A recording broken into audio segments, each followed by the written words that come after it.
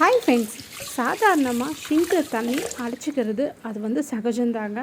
அதுக்குன்னு சில பேர் வந்து என்ன பண்ணுவாங்க, பம்ப் அடிப்பாங்க, இல்லைன்னா ஒரு குச்சி வச்சு நல்லா கிண்டி விட்டுருவாங்க. அதனால் என்ன இருக்குது, தண்ணியில் வந்து பைப்பில் வந்து ஓவர் லீக் ஆகிட்டு கீழே வந்து மொத்தமாக நம்மளுக்கு ஷிங்க் கீழே வந்து ஃபுல்லாக வந்து தண்ணி வந்து பதன்னு தண்ணி வந்துடும்.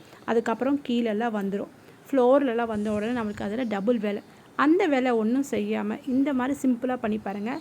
தண்ணி உங்களுக்கு ஷிங்கில் அடைஞ்சாலும் பிரச்சனை கிடையாதுங்க. இந்த மாதிரி ஒரு கிளாஸ் எடுத்துக்கோங்க.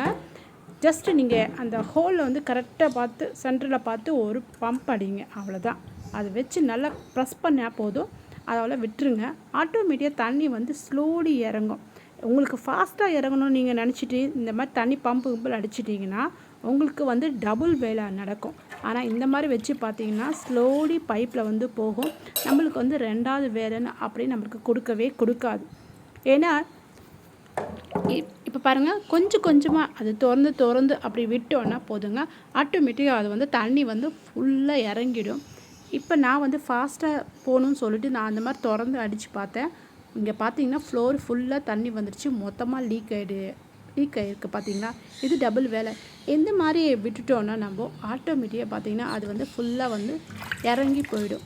பார்த்தீங்கன்னா ஃபஸ்ட்டு எவ்வளோ தண்ணி இருந்தது, இப்போ எவ்வளோ தண்ணி இருக்குது, டோட்டலாக வந்து இறங்கிடுச்சு இல்லையா. நம்மளுக்கு ரொம்ப ரொம்ப சிம்பிளான வேலை. அதுக்கப்புறம் பாட்டில் நம்ம ஆட்டோமேட்டிக்காக கிளாஸ் எடுத்துட்டோன்னாவே போதும், உங்களுக்கு கிளியர் ஆகிடுச்சு. ஸோ நீங்கள் ஷிங்க்கும் வாஷ் பண்ணிட்டீங்கன்னா உங்கள் வேலை முடிஞ்சு போகுது.